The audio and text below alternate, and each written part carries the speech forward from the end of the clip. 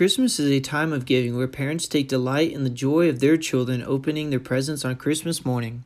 Even though they have good intention, parents often are blind to just how much of an effect that the toys their child engages with impacts their development at such a young age. The early stages of a child's life are most important for developing motor function and cognitive skills. A lot of toys are based around the use of a child's hands to promote hand-eye coordination and to develop motor skills. However, for kids with dexterity issues, or some sort of problem with their hands, finding a toy that can accomplish these goals can be quite a heavy task, leaving them at an even further disadvantage than the other kids. That's where the Motion Racer 2000 comes into play. RC cars are a very fun toy that many children of all ages really enjoy. However, the toy isn't accessible for everyone as it is controlled via joysticks maneuvered by a child's fingers. The Motion Racer 2000 is controlled gyroscopically by an accelerometer that reads tilt angles of the device. As shown in the image, you can really attach the controller to anything from an arm, foot, or even a hat to control the car, eliminating any potential issues with controlling the device via your hand. An RC car is a great toy that promotes kids to go outside, interact with others, and most importantly, have fun.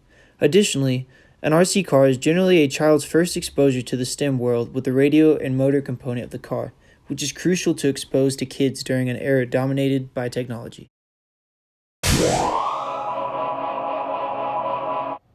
Start off, we have an MPU 6050 accelerometer. This accelerometer provides data to the Arduino, which can then calculate an X and a Y tilt angle that would be used for controlling the car's steering and power to the rear motor. For power to the rear motor, we receive an X tilt angle forward or backwards with a certain range of degrees that is then mapped to a motor speed, so then we have continuous acceleration forward and backwards. And the motor is driven by a motor driver, a L298N, because the RC car runs off of 6 volts and the Arduino runs off of 5 volts. For the steering, we use a Y tilt angle from 0 to 90 mapped to a 30-degree steering radius of the servo. The servo runs off of a pulse width modulation from the Arduino, and that is how we get steering for an RC car. This demonstration has been for a wired system. Obviously, the main goal of this project is to be wireless, in which we would have 2 HC05 Bluetooth modules. One would be connected to a transmitting Arduino with the accelerometer, and then the other would be on board as a receiver on this system with the servo, the motor driver, and the onboard Arduino.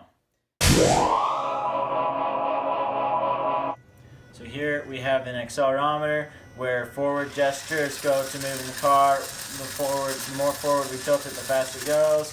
And then gestures twisting left and right go to turning the car, and then reverse is tilting backwards.